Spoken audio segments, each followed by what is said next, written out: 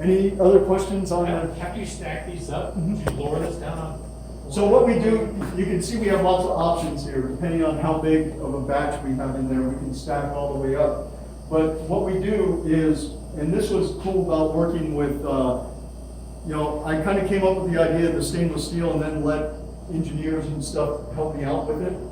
So they said put all the hydraulics underneath. The hydraulic ram is underneath, so we push it up. For two reasons. One is this plate has to be higher than that tube there for the oil to go that way. Otherwise, it's going to come back up this way. So that's one reason. But the other reason is more practical in that if we have any leaks in the hydraulics, it's just going to go down on the ground. If the ram and everything is up here and it leaks, it goes all over your food product. You have to throw everything away. And it's easier to work with stuff down here than up in the air. You don't use olive oil in your hydraulics? We've had leaks before, like when we were on, because we'll take this on the road sometime and do demos, and you get a leak on the road and you don't have hydraulic fluid, you gotta use what you gotta use. You gotta fill that thing up with olive oil and it works just as good, it's just a little pricier.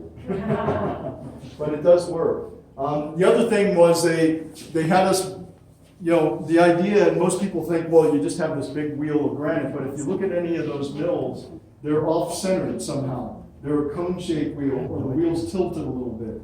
So that's to move the pace around, so the wheel's not going in a, creating a trough around. So what we did was, one half is hollow and one half is solid.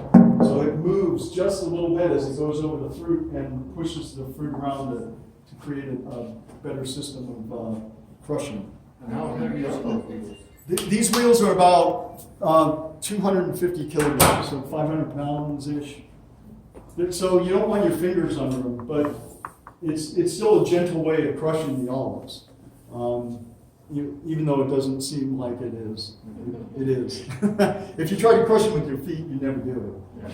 Especially the seeds. You've got the seeds that can use grit too. Pardon me? The seeds act as grit. Yeah, the seeds, they're an important component. As a matter of fact, a lot of studies have been done de-pitting the olives and then crushing them and everything. And you usually end up with like a 10 to 15% less productivity if you take the seeds out. Not because there's any oil in the seeds, but the aid that they have in the process.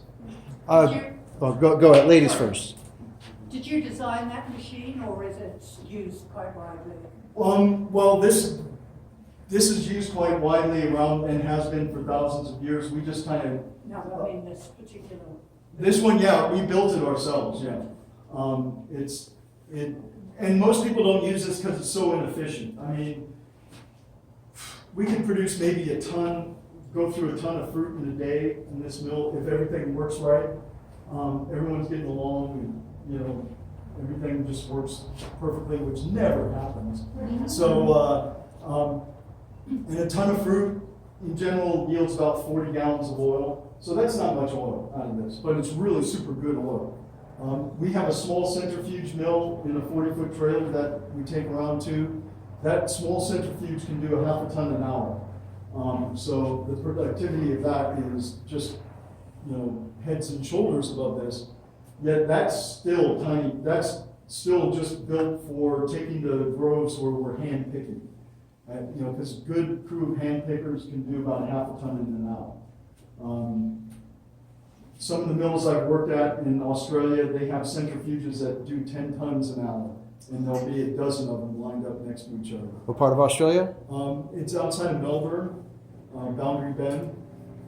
And then there's a mill that I went to in Spain that had 15, 12 ton an hour centrifuges. So they're spilling more olive oil than we make. This is tiny production in comparison. So do they crush the fruit before it goes in there anyway, or they just throw it in there? They have a hammer mill that crushes everything. It crushes everything like instantly. It's a big screen with a hammer that spins around with like a 200 horsepower engine cranking it through. And just turns it into, you have to be careful with that too. If you crush it too fast, you create emulsions, and then you can't extract the oil. That's the one big thing we're always trying to avoid is once you emulsify that oil, once you get the water molecules surrounding a molecule of oil in an emulsion, you can never extract it. So that's why we want to introduce very little water. We're very cognizant of the water content in the fruit. We don't want it over 50%. If it gets up to 60%, we really have problems with emulsions and we get a lot lower yields. Even though the oil's in the fruit, we just can't extract it. It's, it's like ice cream, how the fat gets emulsified in ice cream. We also get your vinegar, Mhm. and so where does the vinegar production come? We do that here as well. But that's There's separate some- from this. Obviously, Okay. that's kind of separate. Yeah, the vinegar is like super simple. It's bad wine. But like the balsamic vinegar that we make, Yeah, the we just got finished with a big round of it. the grapes. So we take the grapes, and what you do is balsamic vinegar is made at the same time you're making wine. So you take the grapes, you crush the grapes, you take the juice, you add the yeast, and you add the bacteria at the same time. So it's making wine and vinegar all at the same time. As wine and vinegar, you take the wine and then you make the vinegar. Tends to be a little sharper tasting, not as fruity. If your balsamics are made in conjunction, so you get more fruitiness. It has nothing to do with the olives.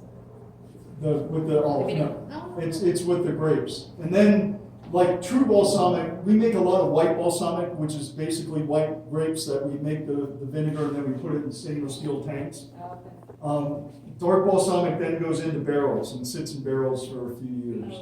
And generally it sits in different, like most wines made in oak barrels, most balsamics go through like 4 or 5 different types of barrels, and they technically should end up in a barrel made out of juniper. Juniper is like the last barrel it should age in. And that's what gives it its name. Balsamic is aromatic. Yeah. And balsam wood or juniper, it's a wood that has aromatics to it. So it's usually finished in a juniper, a very small, like a 5-gallon juniper barrel. And it spends the last year in the juniper barrel that gives it more aromatics to it.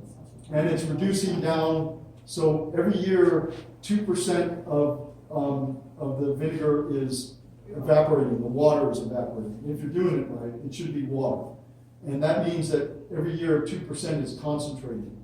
So 2% down and then 2% of that. So that's why if you buy a true, like 25-year-old balsamic vinegar, it's going to be in a 50 milliliter bottle and it's going to cost you about $100 because and the concentration in that is such that one drop in any food, you're going to taste it in every bite because it's got such concentration of flavor.